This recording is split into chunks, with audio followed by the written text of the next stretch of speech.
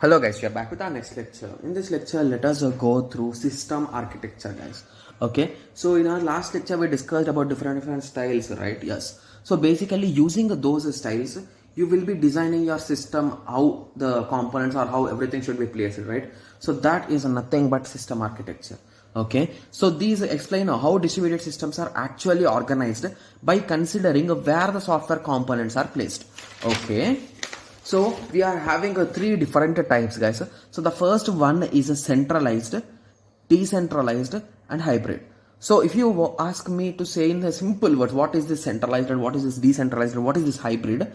So let us come in the reverse way, guys, for a fun fact. So hybrid is nothing but a combination of a centralized and a decentralized, guys.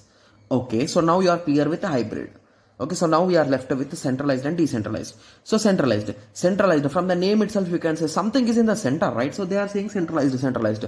So here the server or the main device or the main distributed organization will be at the center. In simple words, you can say server only, guys. So the server will be the center and it will give responses to all. Like he is the boss, like the system is the boss. Like server is the boss. Okay, decentralized means there is no boss, no rules, everyone is equal.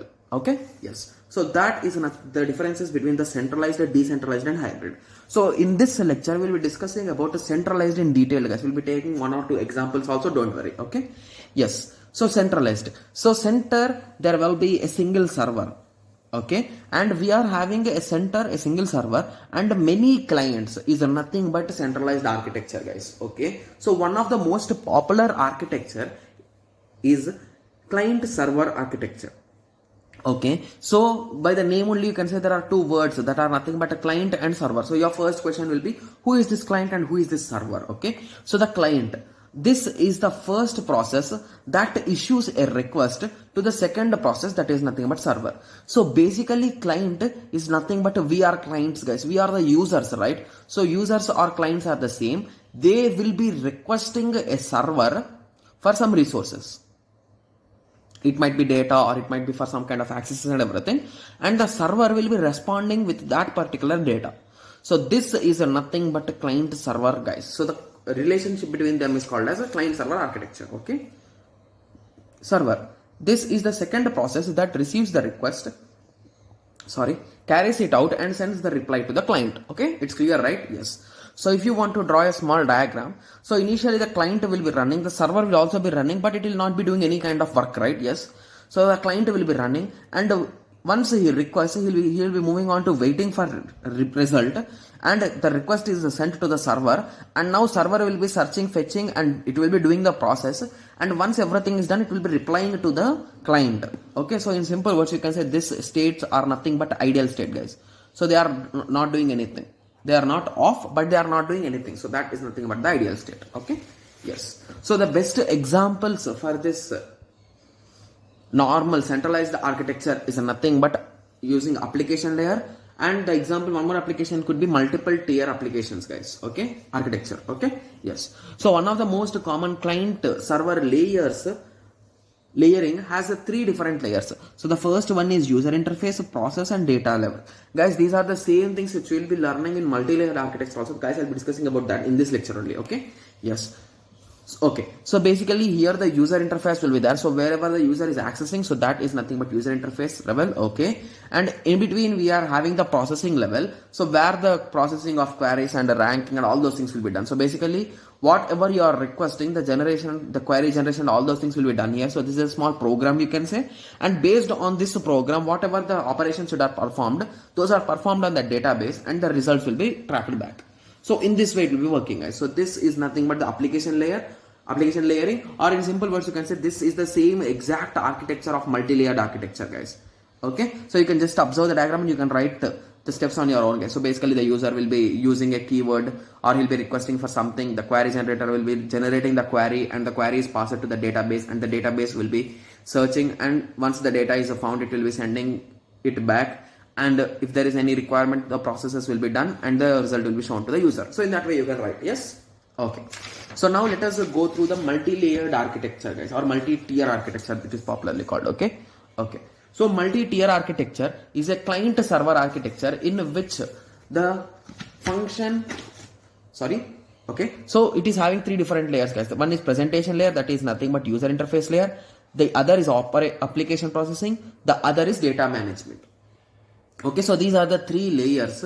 Okay, so hence by separating now the developers have more flexibility. So basically by using this multi-tier architecture, so here we are dividing the whole application into multiple layers, right? So here I'm not saying that we will be using only 3 layers. So there could be n layers also, right? So basically on what basis they'll be dividing them into layers? So basically based on their requirements they'll be dividing them into layers. Okay, yes. So you can say that this multi-tier architecture is more flexible, right? So that is the reason why I have written here, and the reusability of application will also increase. Okay, so in common, among all multi-layered architecture, 3-tier architecture is more popular. So that is what I was saying previously. That is nothing but it will be having presentation layer, application layer, and data storage layer. So your question will be, okay, how will it be looking, like the diagram or anything? You might be having a doubt, right? So you can draw the diagram in this way, guys. So it will be having 3 different layers. Okay, so this is nothing but the front end, which we will be seeing, the user will be seeing. Okay, and he will be interacting with the middleware where he sends the request, and the program will be running and will be giving the response. So if the data is not found, it will be going to the backend, and the query retrieval will be done, and that will be responded back. So in that way it will be working. Okay, so now let us go to the theoretical part, presentation layer. So the presentation tier is the topmost layer by which the user can interact with the application. Yes, it might be the front end of a website or GUI of an application. So basically I told you, right? So where the user interacts literally. Yes. So using which a user interacts and communicates within other layers. So basically to communicate with the data layer or with the processing layer, he need to interact with this layer only, because the user has access only for this presentation layer.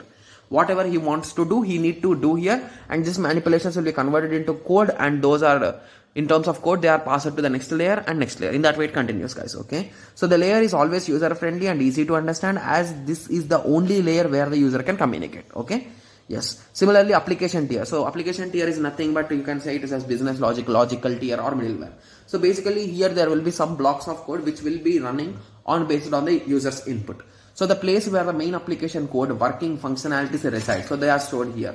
Okay, so it also moves and processes the data between the two surroundings. So basically this is in middle, right? So it is a mediator between these two also, you can say. Okay, similarly data tier. So here data is stored and retrieved from the databases or any file system as per the requirements. Okay, so then the data is passed through processing, then back to user. So basically the data is stored in this database, or you can say file management system, or anywhere, and from here the data is fetched as per the user requirement. So you can draw the diagram. Okay, so now let us go through some advantages and disadvantages. Okay, so the main advantage of this system is nothing but the performance will be the best, guys, because you can add any kind of things, right? So you can add many layers if you want some more layers, like the data storage layer is not enough for you, so assume that in this way.